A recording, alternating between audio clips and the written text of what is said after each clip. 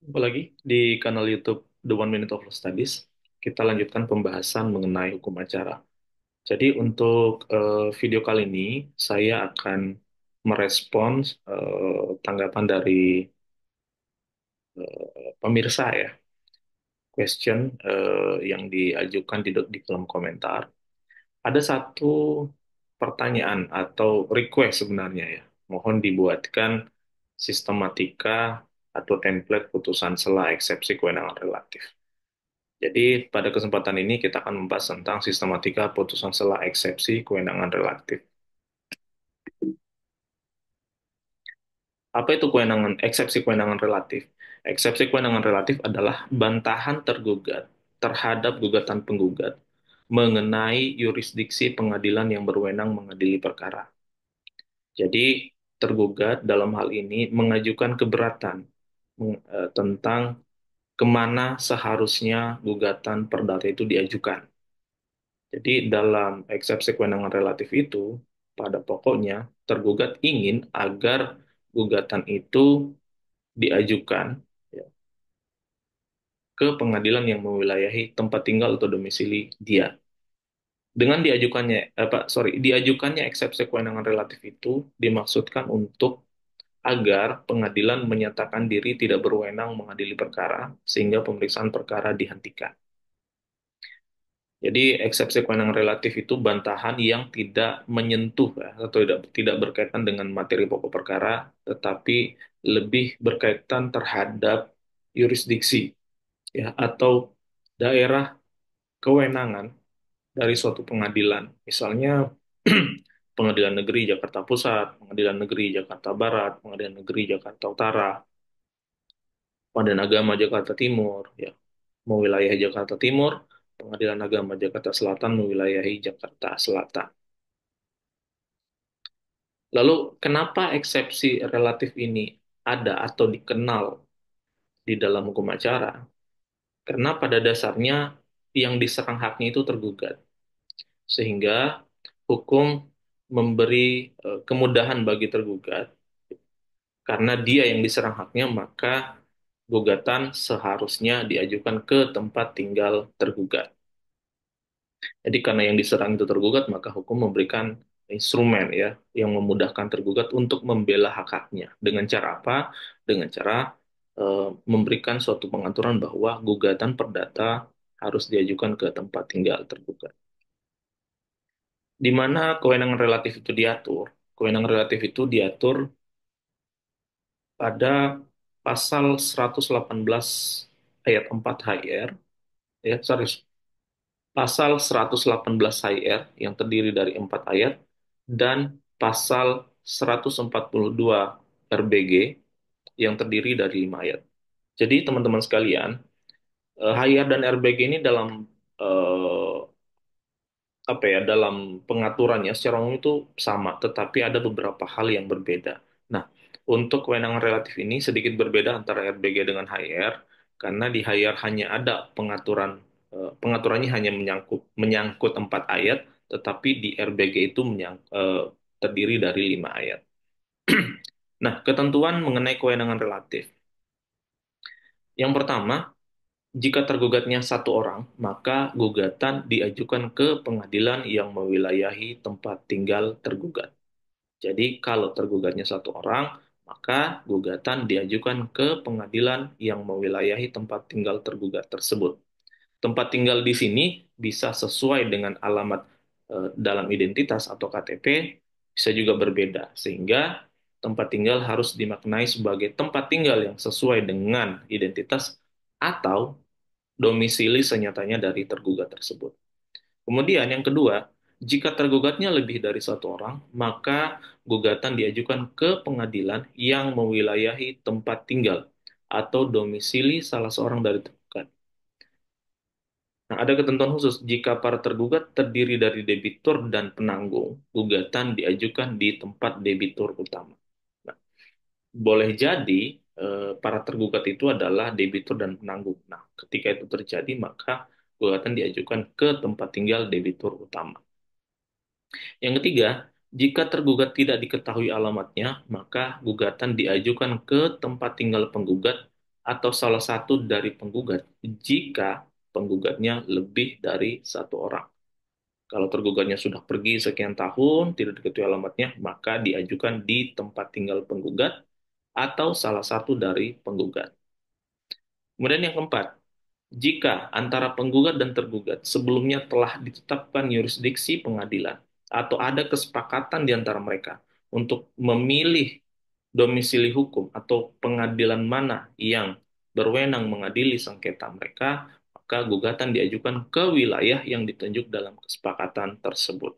Ini biasanya dalam kontrak atau perjanjian, para pihak sudah menunjuk nih, misalnya Pengadilan Negeri Jakarta Pusat, atau Pengadilan Negeri Semarang, atau Pengadilan Agama Jakarta Pusat, misalnya dalam kontrak-kontrak syariah ya, akad-akad syariah di perbankan syariah, asuransi syariah, dan sebagainya, maka gugatan itu diajukan ke pengadilan yang ditunjuk di dalam kesepakatan tadi.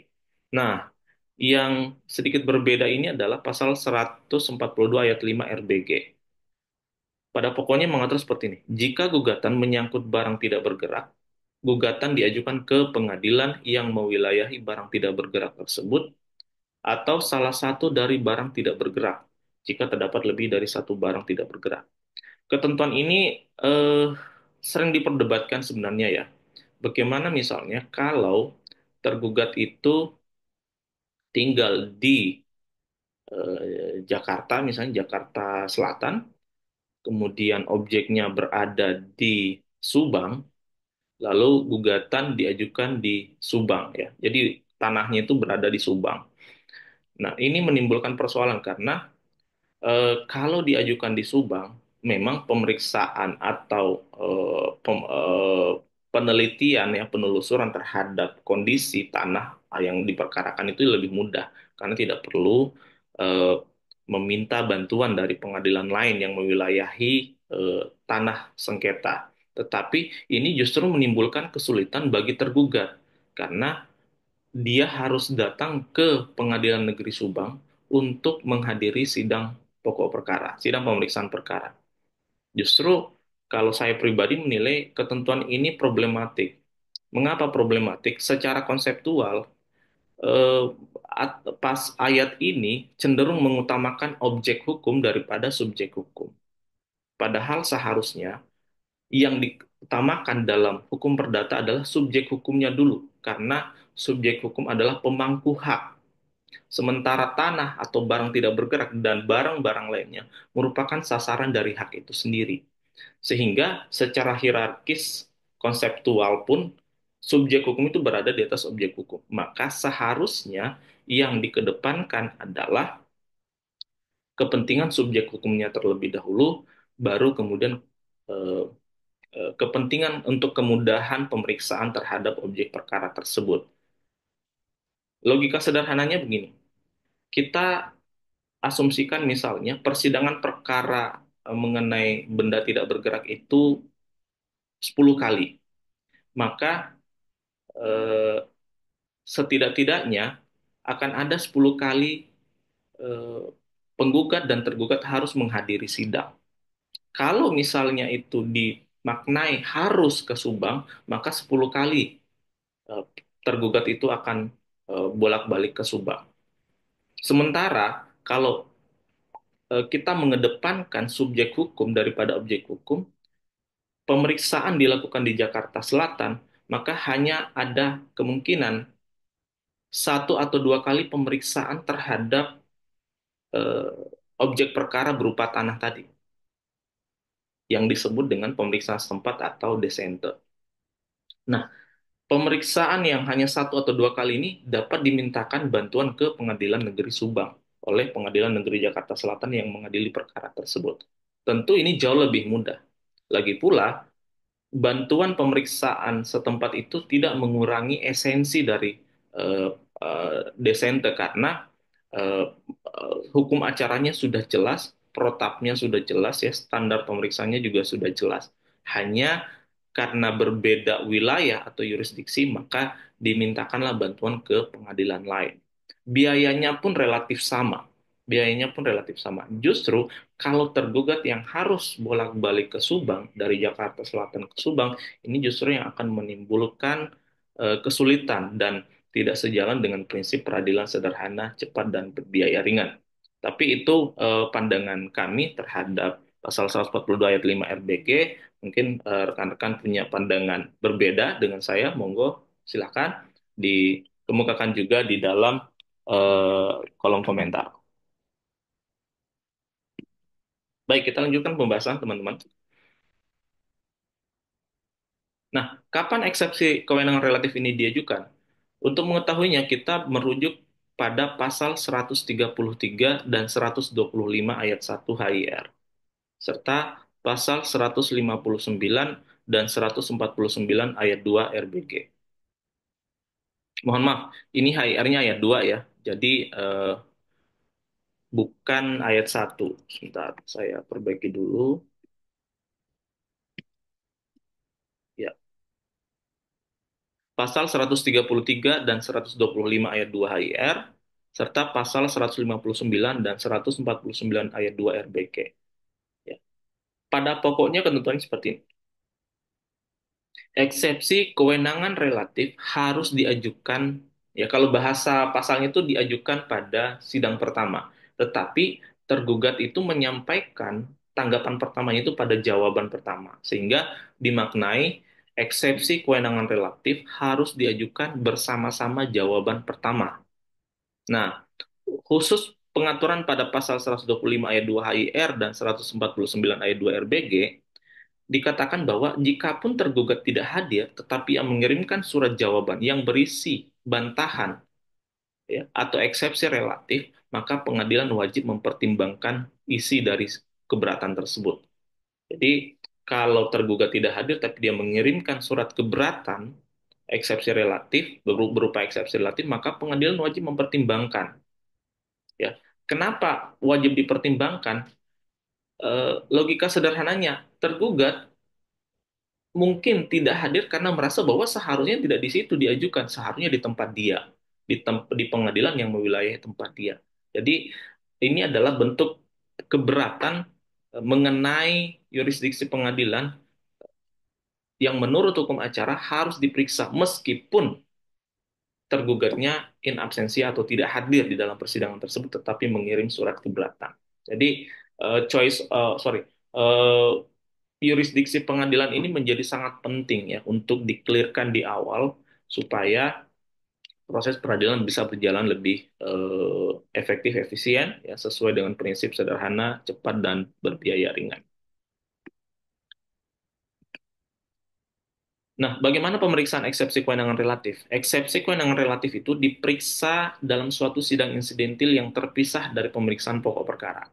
Jadi harus ada sidang insidentilnya, ada pemeriksaan tersendiri ya mengenai eksepsi tersebut.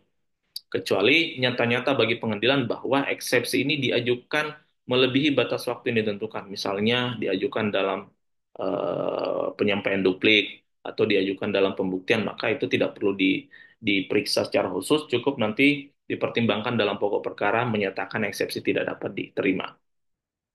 Lalu prosedurnya seperti apa? Prosedurnya sebenarnya sama dengan sidang biasa ya. Ada jawab menjawab di situ, dibacakanlah gugatannya, terutama bagian eksepsi relatifnya itu, lalu ditanggapi oleh penggugat ya, yang eh, yang gugatannya, sorry, yang pengajuannya dipermasalahkan oleh tergugat, lalu kemudian dilanjutkan dengan pembuktian. Nah, pembuktian dalam sidang insidental eksepsi relatif ini dilaksanakan secara sumir atau sederhana. Standar pembuktiannya tidak seketat ya dalam pembuktian pokok perkara, karena ini hanya berkaitan dengan pembuktian mengenai apakah benar tergugat berdomisili atau bertempat tinggal di wilayah pengadilan pemeriksa perkara atau justru bertempat tinggal di tempat lain sehingga ada alasan menurut hukum untuk mengabulkan eksepsi tersebut dan menyatakan diri tidak berwenang. Setelah dilakukan pembuktian, ya, mungkin ada kesimpulan, boleh mengajukan kesimpulan, boleh tidak. Kemudian hakim memutus perkara tersebut. Ya, putusannya itu berupa putusan sela, baik mengabulkan atau menolak.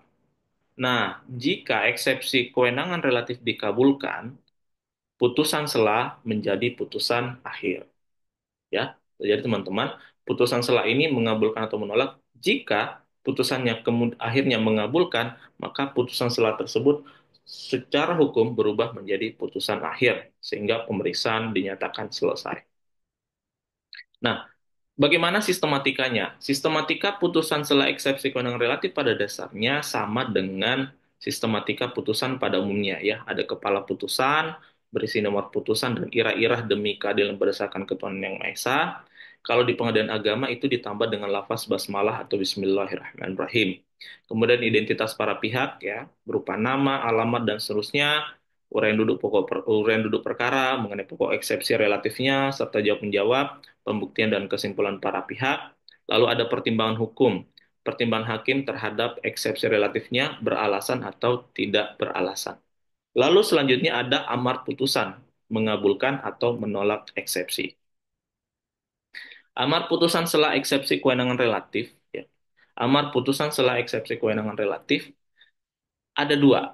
Satu, mengabulkan eksepsi, atau dua, menolak eksepsi. Mengabulkan eksepsi itu konstruksi amarnya kurang lebih seperti ini. Satu, mengabulkan eksepsi tergugat. Dua, menyatakan pengadilan tidak berwenang mengadili perkara tersebut. Tiga, membebankan biaya perkara kepada penggugat. Kenapa kepada penggugat? Karena penggugat yang dikalahkan. Lalu menolak eksepsi, ya. Menolak eksepsi, satu, menolak eksepsi tergugat, kemudian menyatakan pengadilan berwenang mengadili perkara. Lalu memerintahkan, jadi gini, nomor satu menolak eksepsi tergugat, yang kedua menyatakan pengadilan berwenang mengadili perkara, yang ketiga memerintahkan para pihak melanjutkan perkara, ya, karena pengadilan menganggap dirinya berwenang, maka para pihak diperintahkan untuk melanjutkan pemeriksaan perkara. Dan yang terakhir adalah karena ini putusan sela, maka biaya yang timbul akan diperhitungkan bersama-sama dengan putusan akhir. Nah, yang mana yang perlu kita cermati? Yang perlu kita cermati itu ketika eksepsi dikabulkan. Karena eksepsi dikabulkan, maka putusan sela menjadi putusan akhir. Sehingga konstruksi amarnya itu perlu kita breakdown. Jadi, saya jelaskan dulu ya. Di mengabulkan eksepsi yang saya tampilkan ini adalah amar-amar yang harus ada di dalamnya. Nah, karena dia berubah menjadi putusan akhir, maka konstruksinya kita breakdown. Seperti apa? Dalam eksepsi. Jadi diktum putusannya mengadili, satu, dalam eksepsi mengabulkan eksepsi tergugat. Oke. Kemudian dua, dalam pokok perkara. Dalam pokok perkara itu ada dua diktumnya. Satu, menyatakan pengadilan tidak berwenang, dan dua, membebankan biaya perkara kepada penggugat. Jadi teman-teman, kalau eksepsinya dikabulkan, putusan sela berubah menjadi putusan akhir, dan konstruksinya kita harus breakdown. Breakdown-nya apa? Breakdown-nya menjadi dua bagian, yaitu dalam eksepsi dan dalam pokok perkara. Dalam eksepsi, kita nyatakan mengabulkan eksepsi tergugat, lalu dalam pokok perkara menyatakan pengadilan tidak berwenang, yang kedua membebankan biaya perkara kepada penggugat. Kenapa penggugat yang dibebankan? Karena penggugat menjadi pihak yang dikalahkan dalam perkara ini. Oke, baik, demikian teman-teman sekilas mengenai putusan sela eksepsi kewenangan relatif. Mudah-mudahan bermanfaat. Jangan lupa ya untuk terus support kanal ini dengan subscribe, like, share, dan komen. Terus dukung kami untuk berbagi video-video pembelajaran tentang hukum. Mudah-mudahan kanal ini selalu memberikan manfaat bagi halayak. Demikian, salam 2 Minute of Law Studies.